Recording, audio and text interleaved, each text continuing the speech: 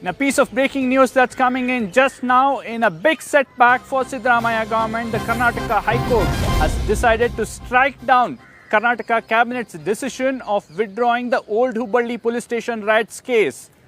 The High Court has now said that the government order is null and void and that the criminal proceedings in these cases will continue. Remember, in October last year, the Siddaramaiah government had decided to withdraw 43 different criminal cases, including the Old Hubballi police station riots case, where UAPA Act was invoked. There was a major controversy after that. A Bangalore-based advocate, Girish Bhardwaj, had challenged this decision through a writ petition in front of the Karnataka High Court. Finally, the High Court striking down that order of the Karnataka government, saying all these cases, criminal proceedings in these cases, will continue. Senior News 18 Sudat Bharadwaj joins us for more on this. Sudat, a huge setback for the government and perhaps a victory of sorts for the BJP and others who were calling this decision as not being according to the law and trying to, in a way, appease a certain community. Yes, clearly this is a huge setback for the Karnataka Congress government. You can see that the BJP in the opposition had long been opposing this move. About how the Karnataka government was deciding to withdraw cases of not just any small nature, but where UAP had actually been applied. Many of these rioters had, barged into the police station in the Old Hubballi police station way back in 2022 and caused a lot of ruckus over a social media post. They damaged public property, and there were serious charges that were in play here. But the Karnataka government had decided last year to, withdraw these cases. A cabinet decision had been taken in this regard.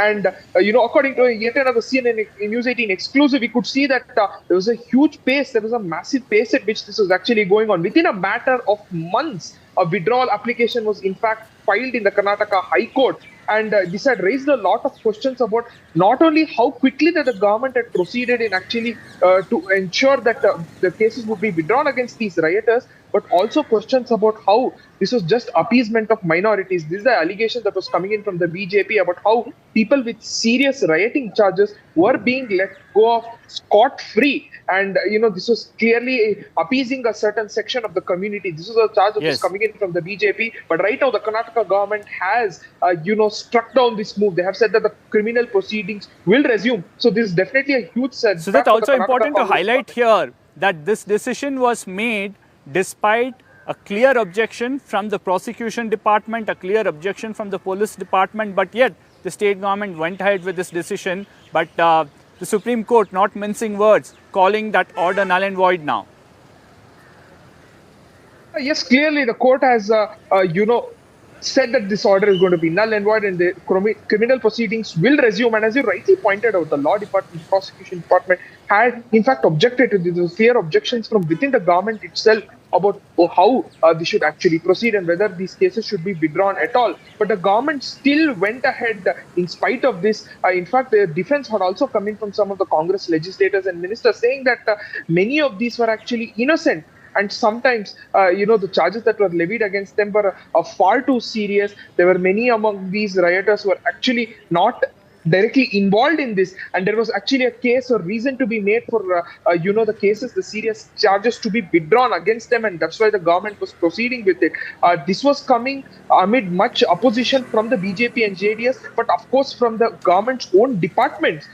So clearly, this is a huge setback for the government. How it will proceed from here, that is something we have to see. In fact, the government, when questioned about this, had also maintained at that point of time that the government was going to file a withdrawal application in court, but that the court's decision would be final. What the government will do from here, that is something we have to see. But clearly, this is a massive, massive setback. And yes, definite fodder for the opposition to further attack the government over appeasement politics. I don't have the read. You got it.